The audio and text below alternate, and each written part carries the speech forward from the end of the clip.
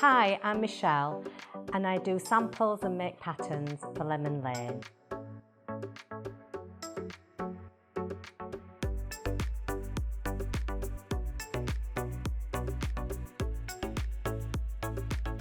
You might have seen some of my bags and pouches and purses on the shows on Create and Craft, and I'm going to show you now how to make them.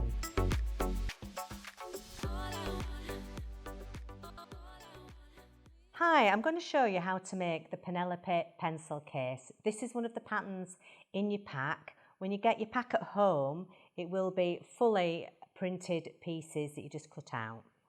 And then you can download the instructions for each project to go with it.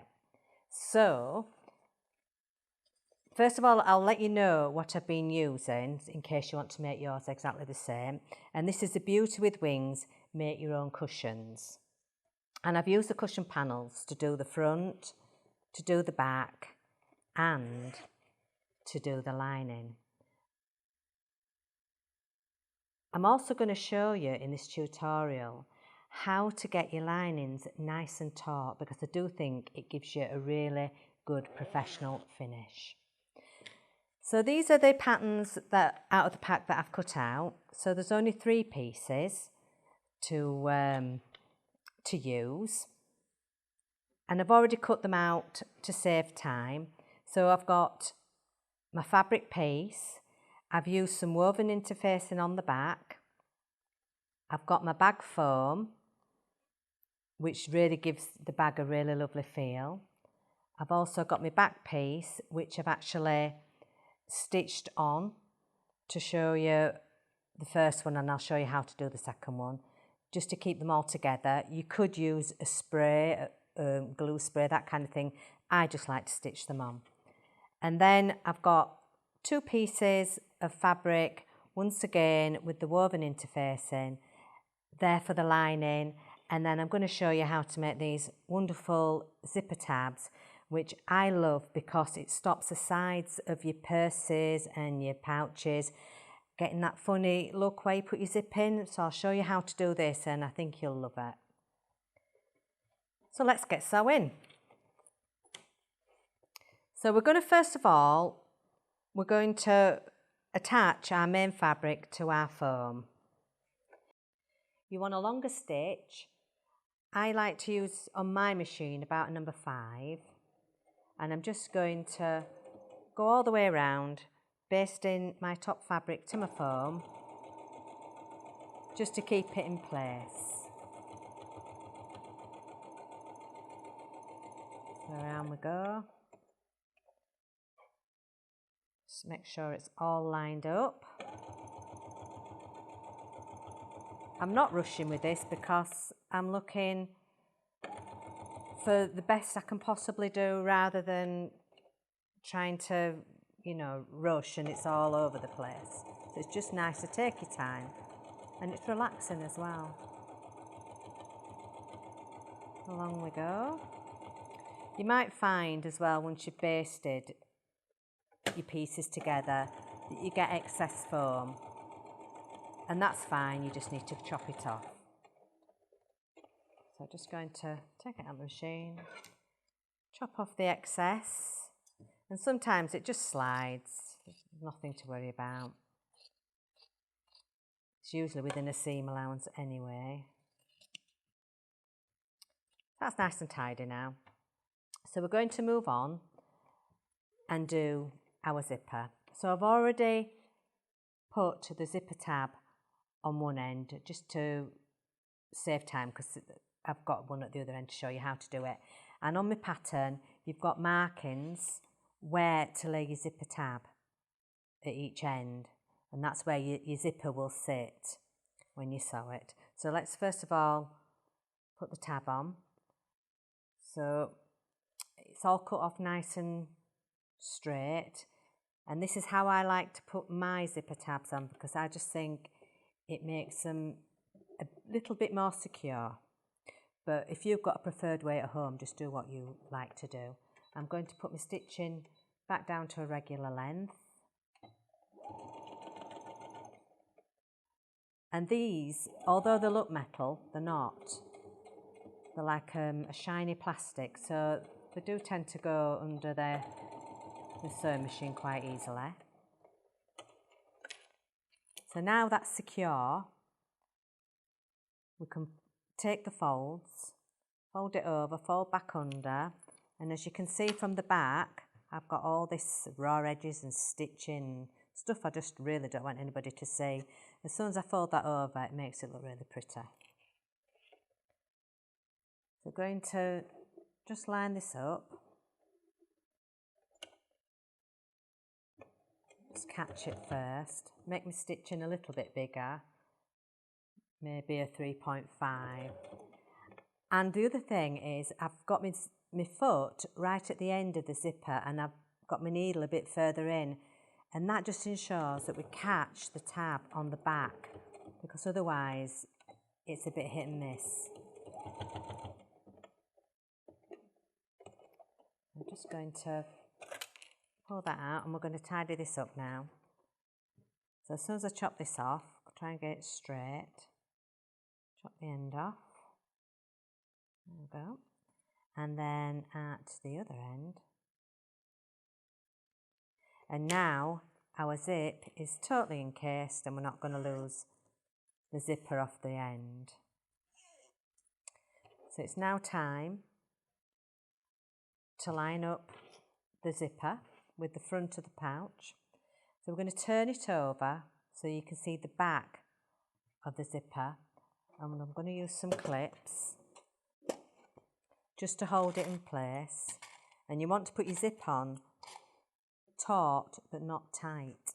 You don't want to stretch it, but it don't want to be baggy. So I'm just going to put my clip on one end.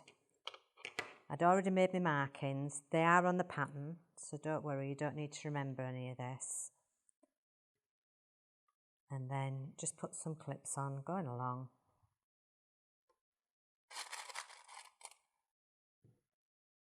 And also get our zipper out of the way. So first of all, I'm going to baste this onto my pouch with a longer stitch. There we go. And I just want to secure it enough so it doesn't move when I put my lining on. And along we go.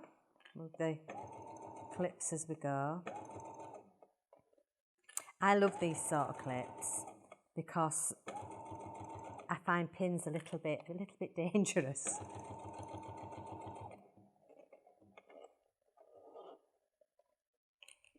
There we go.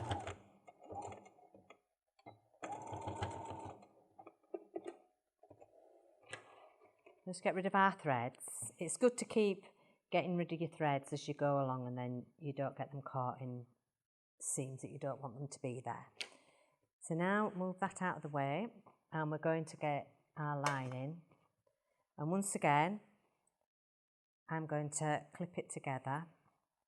Do the ends first.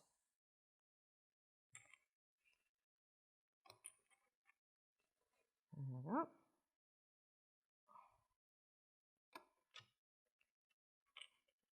This pattern is a lovely beginner-friendly pattern.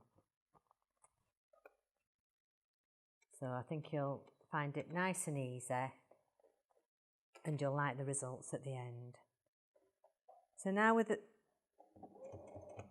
about a 1/4 of an inch seam allowance, it depends what zip you're using really.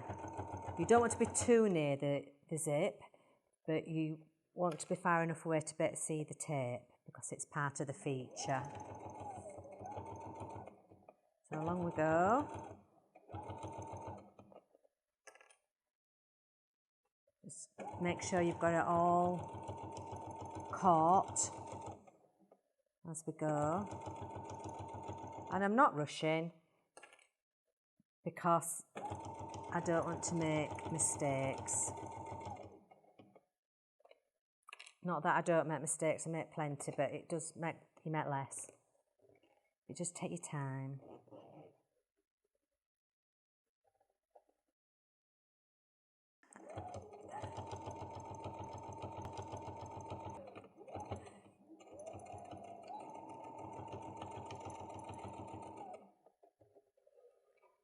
Now I've got to the end. And we're going to now put ourselves back up stitch-wise to a nice top stitch size. I like it quite long actually. I think it just really pops. So now we want the lining. You'd feel like you want to put them both together and top stitch across, and for some things you do that, but because we're doing these ends here the way we're going to do them, this works better. So we're going to have the lining to one side, the same side as the zip, and we're going to have our raw edges and seam allowances underneath the front of the pouch. We want to catch those as we do our top stitching. And when you're doing your top stitching, a lot of people say, my top stitching, I can't get it straight. Well, I don't look at the needle. I ignore the needle totally, and I find somewhere on my foot that I can focus on. And that will help to keep you straight most of the time. I mean, sometimes you get distracted and it just is what it is. But most of the time, you're going to get a nice straight line. Once again, take your time. There's no rush. I have brought my unpicker just in case, but I'm really keeping my fingers tightly crossed that I don't need to use it. So I'm just going to get my zip out of the way and then carry on with my top stitching. There we go. And that's not bad at all. I'm quite happy with that. So we've got the front and the lining attached, and now we're going to attach the back, which is here. And I'm going to pin it in place once again, just to make sure that nothing moves. I don't get no surprises when I finish sewing. It just helps.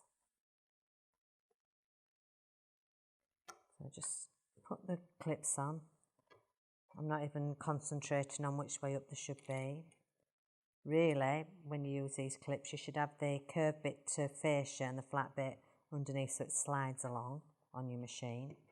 So just make sure when you open it up that that is going to look right when it's sewn, and it is.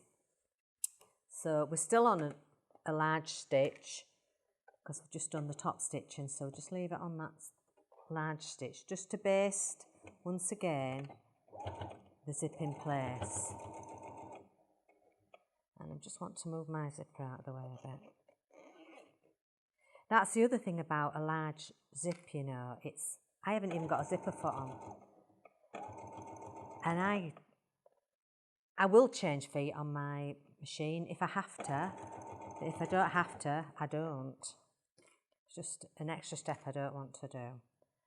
So with a number 5 zip, you shouldn't need to change to a zipper foot, so it just makes it all straightforward, doesn't it? So this is now all sewn into place, and we're ready to put our lining on. Now in the early days when I first started making bags, and I was learning and everything, I used to get confused with how you put this back lining piece on and where does it go. So all you've got to remember is, once you get to your linings need to be touching right sides together, always. As long as they're touching right side together, and your front and your back are right sides together, you know every time, whatever you're making, that that is in the right place. And that's a good thing to remember, because it will help you with bags, totes and what have you. So we're just going to now put this into place once again, so we don't end up with half a yard of fabric at this end that shouldn't be there. And just check that everything looks fine. And we're now going to sew it on. You can sew it from either side. Should we do it from the foam side, this side? I don't think it really matters as long as my zipper pulls out of the way. So put my foot back on, back down to the right size, which is 2.5 on this machine. do a back stitch just to secure it. We don't want it all coming apart. I'm once again following a marking on my foot and ignoring my needle, just so I can get my line as straight as I can do. And these all help to give you a really professional looking bag when you're done.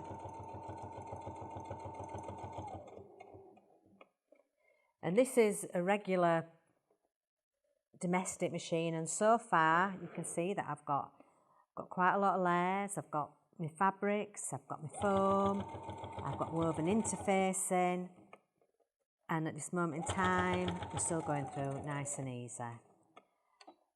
But bulk is something that domestic machines, not all of them, but quite a lot of domestic machines are not keen on, and that is something that we will be addressing throughout making this pouch. So now I've got my zipper on, lovely, that's nice, I'm happy with that. Just keep checking your work as you go along, because although we don't like to unpick, that's what it's there for. There's no point carrying on if you're not happy. You might as well unpick it and resew it. So now we're going to top stitch. So I'm going to put my stitch size bigger. This time you're going to have 3 layers to one side, and you're just going to have your back to the other side that's folding over all your seams and your raw edges and that. And we're going to top stitch, because we don't want to top stitch the lining as well. Now we're doing a bit of top stitching. I'm going to back stitch because I don't really want it to come undone.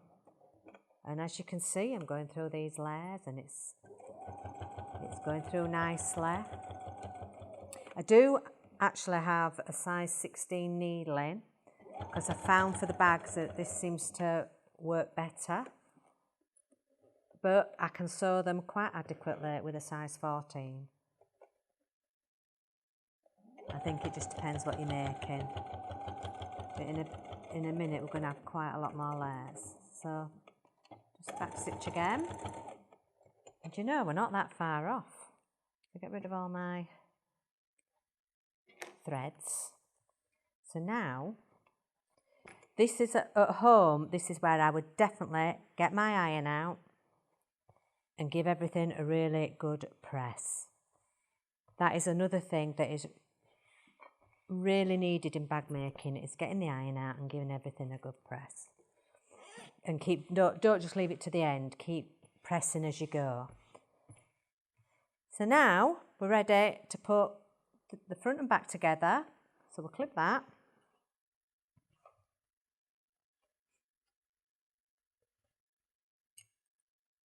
And then we are going to have to leave an opening in the bottom. So I've got to make sure my zipper's open before I do that, or I won't get back into my bag when I've sewn it up. So just going to put my clips. And you know what? I think I'm just going to make a marking, because it doesn't matter how many clips you put in and gaps you leave, still end up sewing it up. So it wants to be, you want to be able to get your hand in. So you've got to leave it big enough. So that works. Now this is the important bit. The next bit that I'm going to show you. So when we get to here, you need to push the tabs towards the lining, and they're quite thick, so give them a good squish.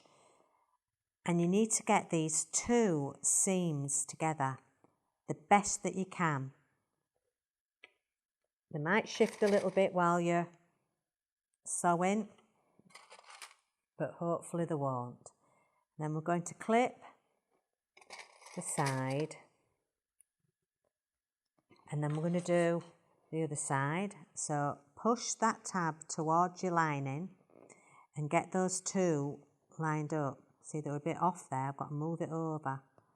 Really important that. Get your clip in. And then, should be paying attention to how I'm putting my clips in, but I'm not, I'm afraid. And then we're just going to clip these sides. Now you'd think I would just going to sew all the way around. I'm not, because if things shift, you can shift it back. You can't once you've sewn it all up. So let's just take our time. I'm going to start from the middle at 1/4 inch seam allowance, and don't forget I'm going to show you how to get a really good tight lining. If you don't want a tight lining, just stick to your 1/4 inch seam allowance, that's absolutely fine. But if you do, I'll show you how we do it. So I'm just going to get to the end, not quite to the end, enough to be able to pivot. There, and I'm following this marking on my foot, so I'm keeping my seam allowances the same. So say like you started off this particular pouch, and instead of starting off with a 1/4 inch seam allowance, you started off with what the width of your foot was. It wouldn't really matter as long as you're consistent.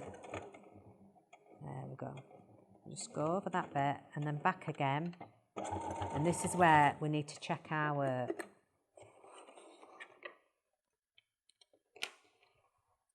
Let's take that clip. Let's make sure that's not bad at all there.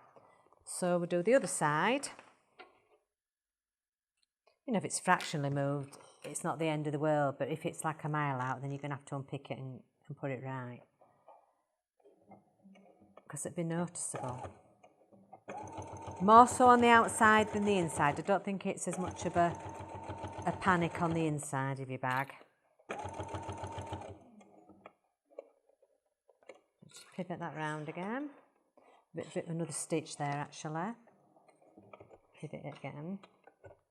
And off we go.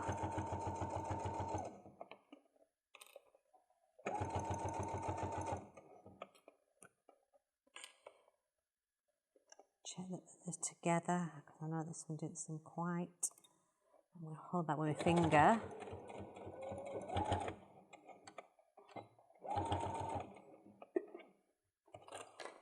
And try not to hold my breath while I'm doing it. Let's have a look. Yeah, once again, we're happy with that. Yeah, once again, we're happy with that. It's in the right spot. So now we're going to move on and start doing the sides. Now this, I'm going to talk to you about what I do for this pouch regarding making this not baggy, the lining, but I'm using the Lemon Lane fabrics, and every fabric is different. So this is what works for this particular fabric for me. If you're using a thicker lining, you wouldn't need to take as much. If you're using a thinner lining, you might need to take more. Now if you're a beginner and you've never really sewn before, I would do your regular seam allowance first, just to keep it in place, and then I would maybe go back and take some more off just to make it fit, you know, better. So I'm actually starting, where's that marker made? It's on the other side. So we'll go back here. That worked, didn't it? So we're going to just go back to my regular seam stitch length, and I'm doing a 3/4 inch seam allowance. I know this works on this particular fabric, on this particular pouch. It looks great with the 1/4 inch, but if you just want that much more professional finish, then this is what I suggest you do. If you've never made a pouch before, probably just maybe thinking about it, just stick with a 1/4 inch just to get yourself used to how to make them. So now you're going to go up the sides, but you cannot finish with 3/4 inch when you get to here, otherwise it's going to be in the totally wrong place. So you take it as far as you can, because you're trying to tighten that lining. That's about as far as it'll go. Then you pivot it just slightly off to the side, because we're going to try now and meet up where we started with the 1/4 inch seam. And that will really help to tighten your lining. So can you see, you've got your 1/4 inch, it comes to these ends here that we needed to line up. You carry on with 1/4 inch, and then you veer right out and do a 3/4 inch. And that will really help. So I'm going to flip it over. Now I can see my markings. And I'm going to start once again with a 3/4 of an inch seam allowance.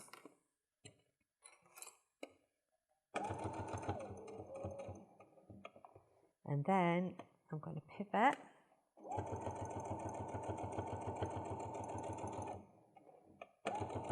And gauging just how much extra you need to take, I just think will come with experience. And I don't think it'll take you long at all if you've never sewn before. And if you are a really good sewer, then you might have your own technique and just stick with what you like. Because I think we all find our own way of doing things, and it's best to stick with what you like to do, what works for you. So now we've joined back up to there. So now you can see I'm sewn all the way around apart from that bit that I didn't want to sew because I need to be able to get my hand in my bag. Get rid of all my bits of cotton. And same this side. So now we're going to get rid of some bulk. And this is really important with bag making. You've got to get rid of your bulk. So I'm just going to ignore the top middle bit here where it's quite chunky, and just going to cut my seam allowance roughly in half. Don't go too near your stitches, because if you cut into them you'll have more than one hole in your bag. So down we go. Now we're going to go across and cut this down.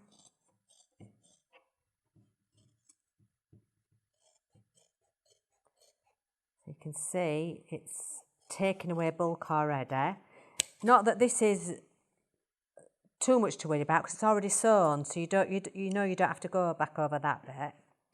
Now with this here, we've got our opening, and if you wanted, you could use your overlocker on your raw edges just to stop it from fraying. But this is all going to be inside the bag, so I think we're absolutely fine. So we're going to cut on an angle, because we don't want to chop away this bit here because we need enough to be able to fold under. So now I'm going to take more than half the seam allowance there, because we did do rather a large seam allowance. And we're going to chop up here, and we're going to follow it round to there. But we haven't finished with these corners yet, because they're too bulky at the moment. When you turn it out, it's going to look quite funky at the sides, and we don't want that. So once you've done all this and you're feeling like you're pretty well prepped, we're going to now, where you see those two joins, where we've joined it all and you've got all this horrendous bulk, we're going to take it in as close as we dare without jeopardising the bag and its stitches. It's a lot closer there than it is anywhere, but it's still well stitched, because we stitched over it several times. And when we're making this, we stitched over it the first time, and we stitched over it when we came up here. And this will really help once you turn your bag. So look at all that bulk that you'll be trying to get through as well as your bag. It really, really helps. So now let's have a look at just these corners, just a smidgen, so that we can turn it like we do with cushions, if you've ever made a cushion, just so that you can poke those corners out and it looks good. So now it's time to turn it. So just take your time. On bigger projects, this can be a really good workout. This is not so bad. So we're pushing through, and because we left our zip open, I can now get my hand in to push the actual outside of the bag through. So then you need something to actually get your corners. I've got a knitting needle that you could do. People use chopsticks, they use bone folders, whatever you've got that's, I mean, it's better than using scissors. So you just want something that's, you know, pointy enough but not sharp. And don't push too hard because you will go through your bag. So that's enough, just makes a better corner. So we're going to do the other side.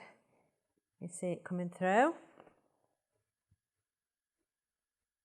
And that helped, just cutting across on the diagonal, just a little bit, not too near the stitches that you're making your bag weak. That's nice as that. So we've got the bottom sorted. On the lining, I wouldn't push these out because you've got to push them back in again otherwise. So I would just get my hands in, and it's where the tabs are. And because we took off all that bulk, we now have a perfect size. Can you imagine if we'd have ironed that? It'd be lovely. And then same at the other side. Just pushing through. Yeah. There we go. That's it. See it just pop. And that little gap, so you're not sewing over your tabs, is what makes all the difference. Now you might decide that you don't want to leave as big a gap as that. So you could maybe move your markings over. Once you've made the pouch, make it your own. Do what is best for you. But this is the really, really good serving suggestions, really, aren't they? And how to make it. There you see, just the knitting needle pushing that through. So now we'll just push that in just to make sure that everything fits nicely. And at this point, if you think that your lining, my lining's good here, I'm happy with this, but if you were thinking that your lining was baggy, then you could turn it all back through and take some more off before you sew it up. And it's worth doing if you're not happy at this point with your pouch. Now I've just got to fold all this down. So I think once this is pressed, it will all sit nicely. Remember, we've got quite a lot of extra fabric here. I'll just catch it first and see if I can get it to lie. Right, there we go. Need a clip here. Need a clip at the other side.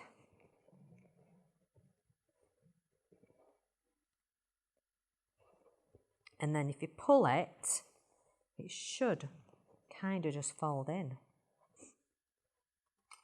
Another way, if you were at home and you had your iron, you could iron it while it's still the wrong side out, and then it'll just automatically fold in for you. So now we're ready to close our pouch up. And this doesn't just need to be a pencil case, you know. This could be for your makeup brushes. It could be for your sewing notions. It could be for anything you wish, really. It's a decent sized pouch. And we're just sewing along the edge. Now you can hand sew this if you wish. And matching thread would be better. But nobody's going to see really inside your bag apart from you. And if it was a gift, definitely use matching thread.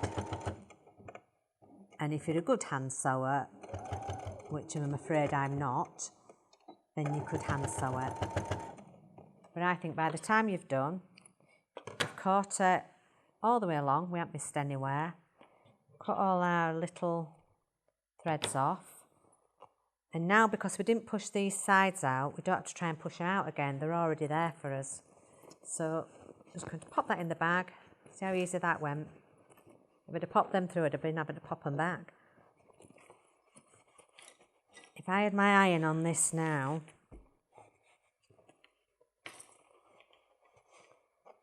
my lining would look really, really tight. It'd iron beautifully. So that's it, it's all finished. And that's your first project done.